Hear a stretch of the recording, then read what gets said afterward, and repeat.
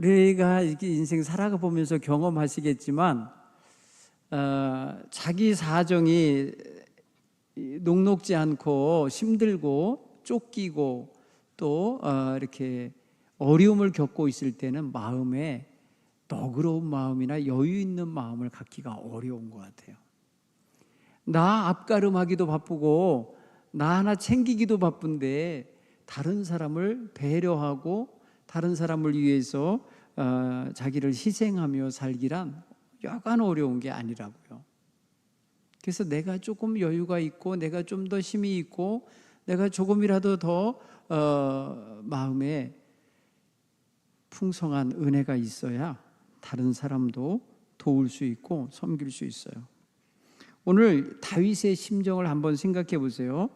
다윗은 가는 곳곳마다 그를 감시하는 눈이 있었고 그를 잡고자 쫓아오는 사울 임금과 그의 군대가 있었어요. 그러니까 삶의 이 옹신의 폭이 굉장히 좁았어요. 옹신의 폭이 너무 좁아갖고 이리 가도 감시자 저리 가도 감시자, 전국 어디를 가도 다윗의 일거수일투족을 감시하는 사람들이 있고 신고하는 사람들이 있었어요. 사울 왕에게 그가 어디에 있으며 누구와 있으며 몇 명이 어떻게 있는지 이런 걸 다 파악해서 왕에게 보고하는 이런 사람들이 있는 상황이에요. 그러면 굉장히 다윗도 사람들을 경계하게 되고 마음에 여유를 갖지 못할 상황이 벌어지죠. 이런 상황에서 다윗은 지금 누군가가 위기에 처했다 할 때에 도와주러 공개적으로 나아가서 전쟁도 했어요. 특히 23장 1절 이하에 보면은 그일라 땅에 유대 땅 그일라에 블레셋 사람들이 쳐들어와서 그일라의 타작마당을 탈취하고 그들을 괴롭게 하고 그들의 곡식과 가축을 빼앗는 일이 벌어졌어요. 그랬을 때 그 소식이 전해지자 다윗은 자기가 웅신의 폭이 없이 감시당하면서 숨어 지내야 될 입장이지만 이들을 도와주고 싶었어요.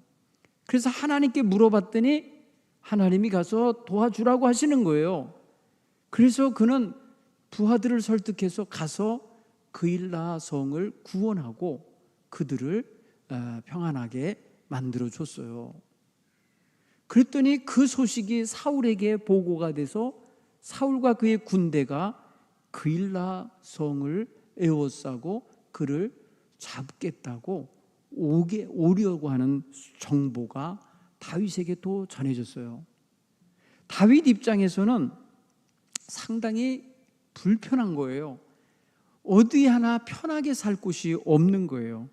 지금 이 그일라 성을 구원했으면 그 그일라 백성들이 다윗과 그의 백성들을 막 대접하고 우리를 구해줘서 고맙습니다 하고 환대하고 잔치를 베풀어도 현찮을 판에 그들이 사울의 군대에게 다윗을 잡아 넘길 거라는 거예요. 다윗을 넘겨줄 거라고 하는 거예요. 하나님께 물어봤더니 그들이 그렇게 할 거라는 거예요. 그러니까 다윗은 그 자리에 있을 수가 없어서 다시 그를 따르는 600명의 사람들, 그 가족들을 데리고 피할 곳을 찾아서 떠났어요.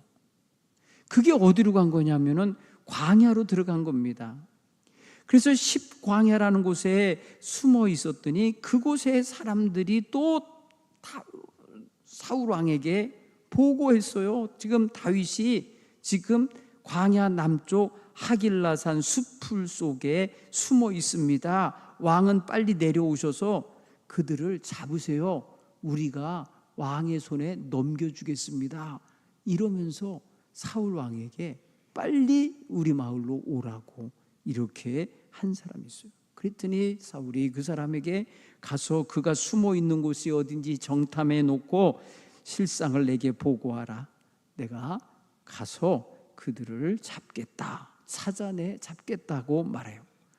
그리고 사울의 군대가 다윗을 잡으러 온다는 소리를 듣고 또 다윗은 또 광야 남쪽 마온 광야 아라바라는 곳으로 또 이동을 했어요. 이동해서 숨어 있으니까 또 사울의 군대가 그리로 몰려온 거예요. 그래서 산 이쪽과 저쪽을 둘러싸고 포위를 하고 이제 다윗이 잡힐 판입니다. 그때 놀랍게도 전령이 왔어요. 사울의 군대의 전령이 사울에게 막 급히 와갖고, 왕이시여, 블레셋 군대가 우리나라 쳐들어왔어요. 다윗을 잡으려고 온 군대가 이를 몰려 있었는데 블레셋 군대가 저쪽에서 이스라엘 땅을 쳐들어온 거예요.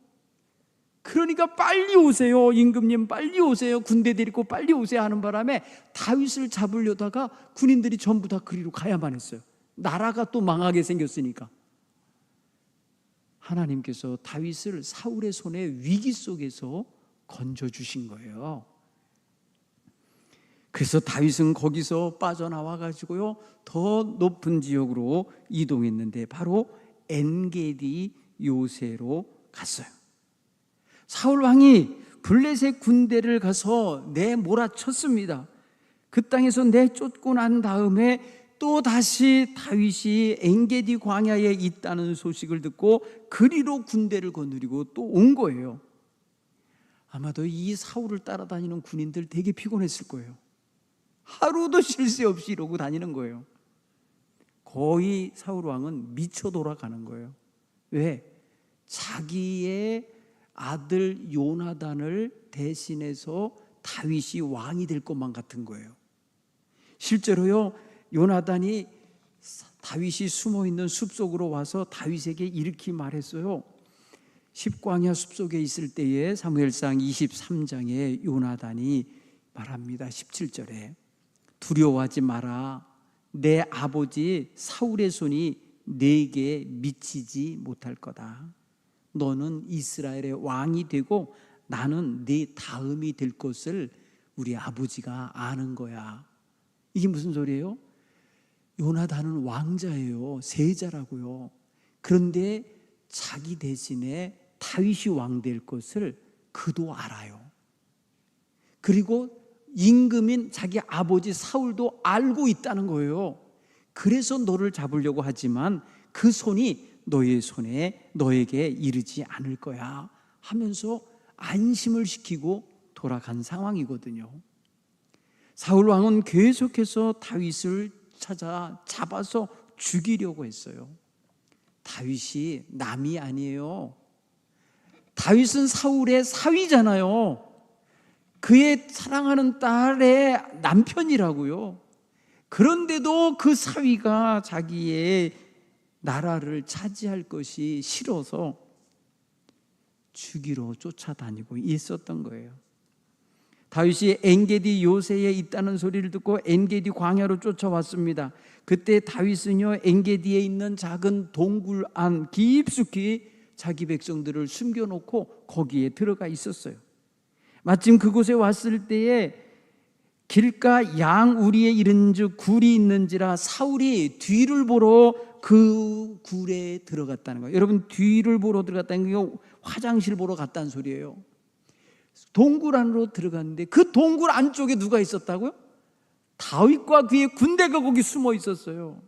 그때에 다윗의 부하가 다윗에게 말합니다. 다윗 장군, 기회가 왔습니다. 아무도 모르게 저놈을 죽이자고, 저 임금을 죽이자고, 이렇게 충동질을 한 거잖아요. 그때 다윗은 그를 죽이지 못하게 막고 그의 옷자락을 가서 잘라왔다는 거예요. 여러분, 화장실에 누가 앉아서 변을 볼 때에 뒤에서 다가와서 옷을 자르면 그거 못 느끼나요? 둔한 사람은 못 느끼겠죠. 사울게 못 느꼈나 봐요. 다윗이 잘라갔다 봐요. 그리고 외쳤습니다. 다윗이 사울이 나간 다음에 사울이 가는 길 계속 다윗을 찾아 수색하러 나간 사이에 다윗이 일어나서 굴에서 나가 사울의 뒤에 대고 외쳤어요. 내 주 왕이요. 했더니 사울이 쳐다봤어요. 다윗이 땅에 엎드려 절을 했습니다. 그리고 외칩니다. 보소서, 다윗이 왕을 해하려고 한다고 하는 사람들의 말을 왕은 지금 어찌 믿고 듣고 그들의 말에 따라다니십니까? 오늘 여호와께서 굴 속에서 당신을 내 손에 넘겨서 당신을 죽일 수 있는 기회를 주셨다는 거 왕이 아셨을 것입니다. 보세요, 아셨다는 거예요. 다윗과 사울이 서로 옷을 자르고 있고 옷이 잘리는 것을 알면서도 긴장하고 있었을 거예요. 알았다는 거예요. 오늘 왕이 내 손에 죽을 수 있었던 거 당신 알았을 것입니다. 이렇게 말하잖아요. 어떤 사람이 나를 권하여 왕을 죽이라고 하였으나 내가 왕을 아껴 말하기를 나는 내 손을 들어 내 주를 해하지 아니하리니 그는 여호와의 기름을 부음 받은 자이기 때문이다. 당신이 기름 부음 받고 왕이 됐기 때문에 내가 함부로 하지 않은 겁니다. 이러면서 자기가 죽이지 않고 그를 보낸 걸 이야기합니다. 여러분 여기서 보세요. 다윗이 쫓기고 힘겨운 거 생각하면 마음이 각박해져서 이 사람을 빨리 죽여버려야 내가 더 이상 도망 다니지 않고 편안하게 살 수 있고 내가 왕이 될 수 있고 이게 모든 게 일순간에 얻어질 수 있는 거지만 인위적으로 하지 않는 자제력을 보이잖아요. 여러분 사람이 각박한 상황에 놓이면 자제력이 없어져요. 사람이 힘들어지는 상황에 놓이면 이성의 분별력도 없어져요. 감정을 따라서 행동하게 돼요. 그런데 다윗은 냉철한 마음을 가지고 있고요. 그리고 신앙적인 자세를 갖고 있어요. 하나님이 기름 부어 세우신 임금인데 내 손으로 함부로 할 수 없다. 이 말은 뭐예요? 이거는 내 고난이 아니다 라고 판단한 거예요. 여러분 말로 하면 이렇게 말을 바꿔서 말하면요, 다윗도 기름 부음을 받았죠. 이미 다윗도 말이야 하나님께 사무엘을 통하여 기름 부음 받은 상태잖아요. 여러분 임금으로 기름 부음 받은 자, 이쪽도 임금 되기 위해 기름 부음 받은 자예요. 사실 기름 부음 받은 자 입장에서는 똑같아요, 입장이. 그럼에도 불구하고 다윗은 내가 기름 부음 받은 자야, 저놈을 내가 없애겠어 이러지 않아요. 하나님께서 하시도록, 하나님이 판단하시도록 맡기고 있다 알 수 있어요. 사랑하는 성도 여러분, 오늘 우리는 누구나 다 원로가 돼요. 나이가 들어가면요 다 힘들어요. 요새 노인들의 가장 심각한 문제 몇 가지만 제가 이야기를 해볼게요. 첫째는 외로워요. 고립되고 외로워요. 어디 다닐 데도 없고 그냥 늘 집하고 노인정 집하고 어디 여기밖에 안 다녀요. 교회. 외로워요. 이거는 사회 관계망이 좁아지고 친구나 배우자나 아니면 이웃들의 관계가 점점 좁아져요. 결국은 심리적이고 정서적으로 고립되게 돼 있어요. 그럼 마음에 여유가 없어져요. 두 번째 문제가 뭐냐면 경제적으로 많이 어려워져요. 경제적인 결핍이 생기면 불안정한 생활이 돼요. 그래서 걱정과 근심이 노년의 마음을 차지하게 돼 있어요. 소득원이 사라지죠. 경제적인 여력이 부족하니까 빈곤감이 느껴지죠. 거기다 대고 병원은 자주 가야 되죠. 예? 그런가 하면은 자기가 사는 생활비는 줄지 않고 계속 나가야 되죠. 막 이런 데서 와지는 스트레스가 있어요. 그러니까 마음의 여유가 없어질 수 있어요. 세 번째 문제가 있어요. 건강의 문제가 있습니다. 수명은 길어지지만 병약한 상태로 길어지는 거예요. 실랏같이 얇은 줄로다가 길어지는 거예요. 거기서 와지는 위기감이 있습니다. 차라리 그냥 굵게 살다가 짧게 그냥 끝나면은 아주 깔끔하게 많은 사람들이 눈물을 흘려주고 많은 사람이 이러다가 가는 거죠. 길게 병약해서 가면은요, 사람들이 다 힘들어해요. 가족들도 힘들어하고 짐스러워하고 나중에는요, 아우 이래. 그 속에 뭐가 들어있는 줄 알아요? 아유 왜 안 돌아가셔? 아이고 이런 말 들어요. 이게 힘든 거예요, 이런 말이. 그래서 우리 노년분들은 그래서 마음의 여유가 없어져요. 거기다 대고 치매에 걸릴까 봐 걱정합니다. 여기저기 팔다리 관절 막 아파요. 아까 우리 성도님이 얼굴이 좀 부어서 오시게 어디가 이렇게 아파 보이는데 어디가 아파요? 온 몸이 만신창이래. 안 아픈 데가 없대. 아직 그러실 나이가 아닌 것 같은데 모르겠어요. 너무 아파요 그러더라고요. 네. 그리스도인이 얼마나 그럴 때 힘들겠어요. 이런 분들이 다른 사람에게 무슨 여유 있게 넉넉한 마음을 베풀며 살 수 있는 여력이 되겠습니까? 그런가 하면 노년이 되면요, 서로 오고 가는 것이 짧아져야 빈도수가 낮기 때문에 죽었는지 살았는지 서로 모르는 독거노인 내지는 두 분만 사는 그런 가정생활이 전부가 되기 때문에 상당히 위험한 거예요. 자녀들이 자주 오는 것도 아니고 돌봄을 받는 이 사회 시스템이 항상 나에게 주어지는 게 아니더라고요. 제가 최근에 저희 어머니가 80대 이제 넘으셔서 이제 심교훈 중에 있어서 마을에 해필이면 그때 왜 차가 없어져. 노인만 살고 몇 사람 안 움직인다고 버스가 없어졌어요. 정말 속상하더라고요. 그래서 제가 시청으로 알아봤지 뭐예요. 왜 거기 버스가 없어지냐 했더니 버스가 하루 종일 여러 대 돌아다녀봐야 타는 사람이 없대.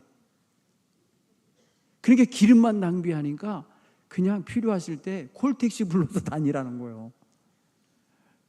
그리고 저 아랫마을에 차가 지나가니까 거기까지 가서 타라는 거예요. 그래서 참 노인이 되니까 별게 다 뺏기네. 기회가 없어지는 거예요. 이 속상한 일이 벌어지더라고요. 세상에 경기도 화성이 그러면은 어떻게 해요? 이 제천도 이렇게 차 많이 다니는데. 그래서 제가요, 노년이 되니까 많은 걸 저절로 잃어버리시는구나. 그걸 느꼈어요. 수요일만 기다리시더라고요. 왜 수요일 기다리시냐 했더니 그날 놀이동산 가는, 그거 노인학교 가는 거고요. 노래방에 간대. 노래교실에, 노래방이 아니라 노래교실에. 그게 숨통 쉬러 가시는 날에 숨 쉬러. 와, 그렇게 보니까 이런 현실이 오시네, 우리 어머니에게도. 제가 그래서 좀 아쉽더라고요. 그러니까 이러다니까 그나마도 그거 가야 돌봐지는 거예요. 저 어디 학원사님 살아계시구나. 이게 확인이 되는 거예요. 요새 여러분 말이에요, 노인정에 가서 밥 먹는 시간 있잖아요. 꼭 가셔야 돼. 거기 꼭 가세요. 꼭 가셔. 왜냐하면 이게 나 살아있어 알려주는 거고 서로 돌봐주고 서로 관심 가져주는 자리예요. 거기 꼭 가셔요. 그래야 서로가 서로를 확인해주고 있습니다. 사회적으로 역할이 많이 상실되고 또 역할할 기회가 없어지니까 아쉽지만은 이런 데서 나는 쓸모없는 거 아니야 이제, 이런 감각적인 허무감이 들어요. 그러면 여러분 굉장히 힘들다는 뜻인 거예요. 이럴 땐 여러분 교회에 자꾸 나오셔야 돼. 원로 장로님들 교회에 자꾸 드나드셔야 돼요. 기도실에 자꾸 드나드십시오. 그리고 항상 내가 여기 있습니다를 하나님께 보여주고 사람에게 보여주고 또 우리 모두에게 항상 드러나도록 살아가시기를 바랍니다. 어느 분들은 이것이 무슨 원로 장로님들이 사업을 해? 이런 분이 있어요. 물론 그럴 수 있어요. 그런데 여러분 서로 연합하지 않으면 언제 그걸 하겠어요? 개인적으로 집에 들어 앉아서 뭘 하겠어요? 그러니까 교회적으로 교회들끼리 또 지방에서 함께 모이셔서 얼굴도 보시고 서로 격려도 하셔야 할 줄 믿습니다. 어쨌든 이런 과정과 이러한 것들 속에서는 사실 남에게 뭔가를 할 수 있는 힘이 없는 거 분명해요. 다윗은 쫓기고 있고 죽을 위기에 놓이고 원수와 군대가 쫓아다니니까 너무 힘들어요. 그래서 누군가를 선대하기가 사실은 굉장히 어려운 거예요. 나 살자고 보면은요, 남 죽여야 되는 거예요. 그렇죠? 내 편하자면은 나 쫓아오는 군대와 맞붙어 싸워야 되는 거예요. 다윗은 한 번도 맞붙어 싸우려고 한 적이 없어요. 계속 피해 다녔어요. 힘이 없어서가 아니에요. 밀어내서가 아니에요. 다윗 스스로가 자기의 장인이자 하나님이 세운 임금하고 싸우고 싶어 하지 않은 거예요. 나중에 어디까지 피하느냐 하면 남의 나라로 망명을 합니다. 모압으로, 암몬으로, 블레셋 땅으로. 여러분 이민은 아니고 도망쳐서 가서 그 나라 임금을 위해서 싸워주는 용병이 되어버립니다. 오죽했으면 그렇게 되겠어요. 힘들어서 그랬을 겁니다. 그래서 성경은 우리에게 사울 왕의 그 말년에 그 어떤 그 정신질환처럼 드러내는 그 현상 때문에 다윗이 얼마나 고생했는지 우리는 알아요. 그 고생하는 과정 속에 다윗은 염으로 가는 거예요.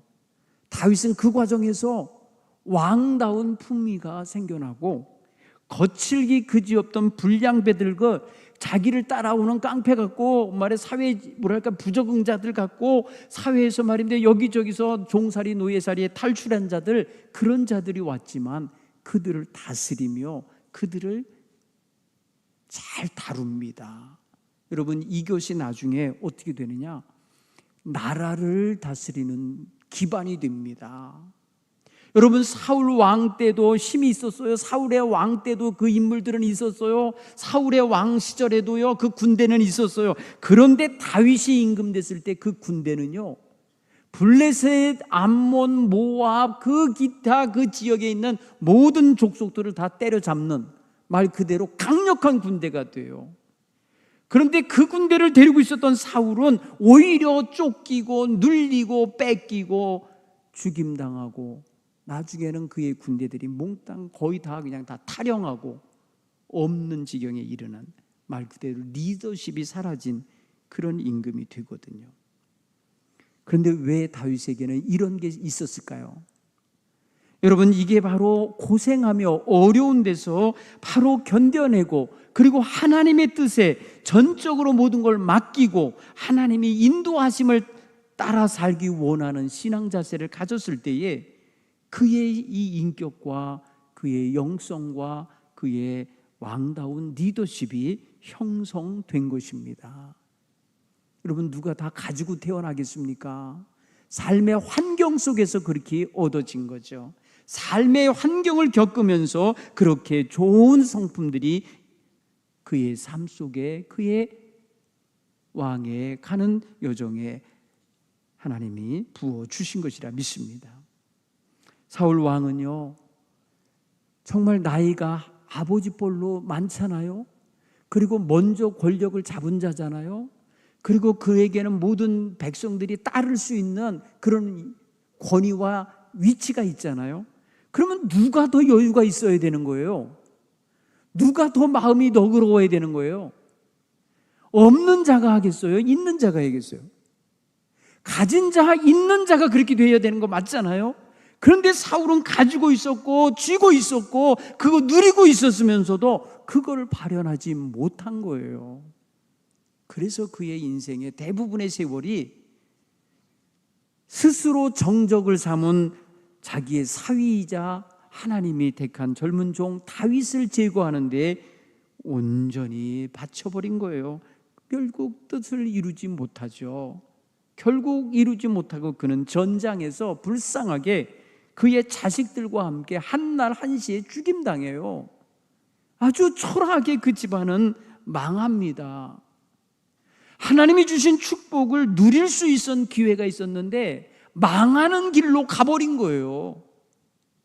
하나님이 사울을 망하게 만들려고 왕 삼은 게 아니었어요.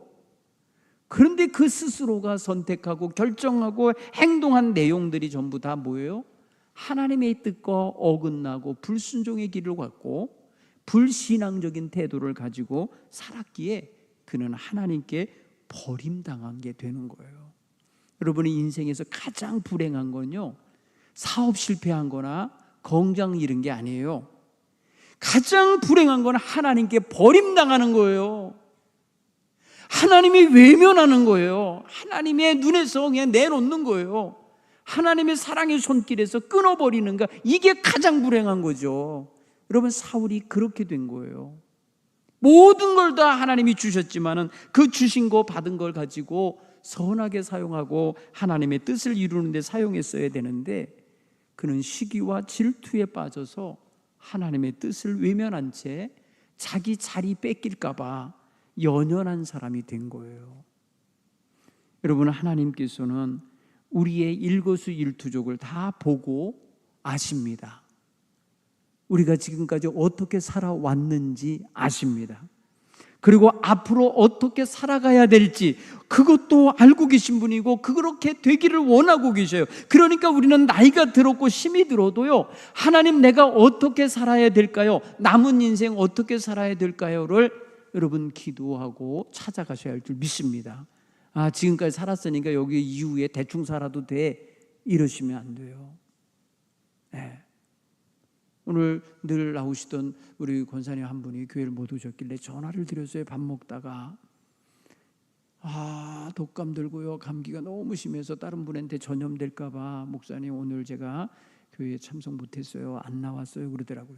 제가 기도해 줬어요. 그대로 하나님이 부르시기 한 3, 4일만 아프라고, 그때 그 3, 4일 동안 자식들에게 효도받고 사랑받으시라고, 그리고 하나님 데려가 주세요. 여러분 사실 감기 고봉상 걸린 분한테 그런 기도 잘 안 하잖아요. 근데 제가 흉어물 없이 지내는 분이니까 하나님 내내 건강하시다가 하나님이 불러가시는 3, 4일 전에 그때 잠깐 누웠다가 자식들 사랑받고 가게 해주세요. 그렇게 축복해 드렸어요. 그러지 않고 갑자기 이러면 놀래니까, 그죠? 준비도 안 되고 있다가 갑자기 떠나시면 얼마나 자식들이 놀래는지 몰라요. 그러니까 3, 4일 동안 준비시켰다가 가시는 게 좋지. 근데 중요한 거는요, 그날까지 건강하게 사셔야 돼. 그날까지 하나님 뜻이 무엇인지를 분별하고 사셔야 돼. 그날까지 하나님께 묻고 찾고 구하면서 살아가시는 우리 귀한 장로님들 그리고 우리 성도님들 다 되시기 바랍니다. 여러분 사울 왕은요, 죽을 때까지 하나님께 회개할 기회를 갖지 못했어요. 이거 여러분 아셔야 돼요. 사울 왕이 전장에서 블레셋 군대에게 죽임 당할 때 그때까지 기회였어요. 그는 그러나 그 기회, 그 기간 동안에 하나님께 회개하지 않고 완고한 마음, 교만한 마음, 정말 탐욕에 사로잡힌, 권력의 탐욕에 사로잡힌 모습 그대로 살다가 죽은 거예요. 하나님 앞에 설 때에 우리는 끝까지 선한 싸움을 싸우며 살아야 되고요, 늘 자기를 돌아보는 거룩하고 깨끗한 영성을 유지하며 살아야 될 줄 믿습니다. 하나님 앞에 바로 서기를 계속해서 유지해내셔야 그게 가능한 것이에요. 사울 왕은 다윗에 대한 질투와 그를 죽이고 싶은 살이에 가득 차서 하나님 없는 인생이 되어 사는 거예요. 나중엔 여러분 죽은 사무엘을 불러들여갖고 점치듯이 말해요. 그에게 묻잖아요. 그러나 사무엘이 거절하잖아요. 나중에 무당을 가까이 하고 살잖아요. 하나님이 없이 살아요. 하나님이 그를 버린 거를 그 스스로도 깨닫고 그렇게 살았던 것 같아요. 여러분 회개해야죠. 그럴 때일수록 하나님 앞에 엎드려야 됐어요.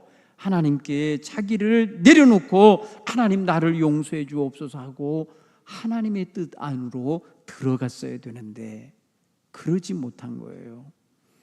여러분 우리가 잘 살았다고 해도요, 돌아보면 회개할 거리가 너무 많은 인생이에요. 깨끗하게 살았다고요? 의롭게 살았다고요? 얼마나 허물이 많고 누추함이 많은지 몰라요. 그러니 그것을 하나님 앞에 깨닫고 회개하는 이런 신앙의 자세로 우리의 삶을 늘 꾸려가야 될 줄 믿습니다. 다윗처럼 무슨 일을 당하여도 하나님 경외하는 신앙을 갖고 살기 바랍니다. 하나님 두려운 줄 알고 살라는 뜻이에요. 하나님이 함께 하시고 하나님이 인도하시는 이 자애로움만 생각하지 말고 내가 하나님 앞에 온전하지 못할 때에 하나님이 내게 징계하시고 책망하시고 내게 말씀하시는 그 엄유한 말씀도 들을 줄 아는 자세가 필요한 거예요. 그러니까 끝까지 하나님 경외하는 신앙을 잃지 않길 간절히 축원합니다. 끝까지 사랑하는 마음을 품고 살기 바랍니다. 다윗을 사랑했어야 돼요.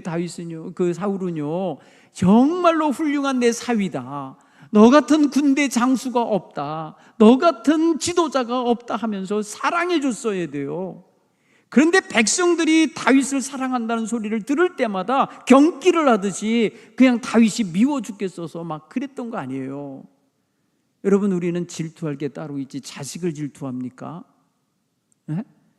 딸 자식, 사위 자식 자식들을 질투하는 아버지 엄마가 어디 있어요? 그래서는 안 되죠. 감사해야죠. 그런 훌륭한 딸, 훌륭한 사위, 그런 훌륭한 며느리 있음을 감사해야지 어떻게 질투를 하고 있고 그것을 없애려고 그러냐고요. 이거는 전혀 딴 길을 가고 있는 거예요. 오늘 우리는 정말 자식들을 축복하며 자식들을 사랑하며 자식들을 위해서 하나님께 중보 기도하며 사는 이러한 부모님 다 되시길 간절히 축원합니다. 끝까지 우리는 마지막까지 할 게 뭐냐, 자기 감정을 다스리고 살라는 거예요. 자기 감정을 순화시키고 자기 감정을 정결케 하고 자기 감정을 다스리며 살 줄 아는 이러한 노년이 되시길 간절히 축원합니다. 여러분, 노욕이 있죠. 노욕. 늙어도 욕구가 있고 욕망이 있지요. 거기에서 나오는 그런 또 갖가지 감정의 표출이 있습니다. 잘 정화시키셔야 돼요. 다른 사람 말에 이렇게 충동하면 안 돼요. 여러분, 자식들도 말입니다. 이 자식이 하는 거하고 저 자식이 하는 게 다를 수 있어요. 그렇죠? 손가락 크기가 다 다르듯이 자식들이 하는 사랑의 섬김도 다 다를 수 있음을 인정하셔야 돼요. 모두가 다 엄지손가락만큼만 되기를 안 되려거나 모두가 다 제일 긴 손가락만치 되면 그 기형되는 거 아니에요. 자식들의 모양 있는 그대로를 인정하면서 사시기 바라요. 누구 듣는데 누구 욕하고 누구 있는데 누구 이간질하고 이러는 부모는 초라해집니다. 그냥 입 다물고 있는 게 좋아요. 여러분, 자식에게 이 자식에게 이 딴 자식 욕하고 이 자식인데 딴 자식 욕하면 그게 안 들어갈 것 같아요? 네? 옆으로 안 들어갈 것 같아요? 여러분, 어느 집은요 집안에다가 홈캠을 하나 설치해놨는데, 카메라를 설치해놨는데 거기 뭐랄까요, 마이크가 열려 있었대. 마이크가 열려 있었는데 거기서요 이 집에 온 딸하고 저쪽에서 듣는 딸하고 다 듣고 있는데 막 욕한 거야. 뭐가 되겠어요? 그러면 그 형제자매 뭐가 되겠어요? 싸움이 붙어진 거예요. 엄마가 이간한 게 돼버리는 거예요. 알고 보니까 엄마가 장애가 생긴 거예요. 인지장애가 온 거예요. 치매가 온 거란 말이에요. 여러분, 이거 진짜 심각해요. 정신을 차리셔야 돼. 그냥 말수를 줄이셔야 돼. 그 모든 노욕을 다스리셔야 돼요. 그래야 여유가 있고 그저 따뜻한 엄마, 따뜻한 아버지로서의 모습을 끝까지 유지할 수 있을 줄 믿습니다. 여러분, 끝으로 자식들이 하나님 잘 믿도록 축복하며 기도하시기 바랍니다. 우리 어르신들 돌아가시고 나면 내 자식이 정말 하나님 앞에 앉아 예배하고 있을까? 내가 자리 비우고 간 그 빈자리에 하나님을 예배하는 자로 거기 있을까? 물론 객지 떠났으니까 내가 앉은 그 교회에 그 자리에 안 있겠지만 어디선가 하나님을 예배하는 자리에 자식들이 앉아 있기를 소원하시며 남은 시간을 아름다운 마음으로 사시길 간절히 축원합니다.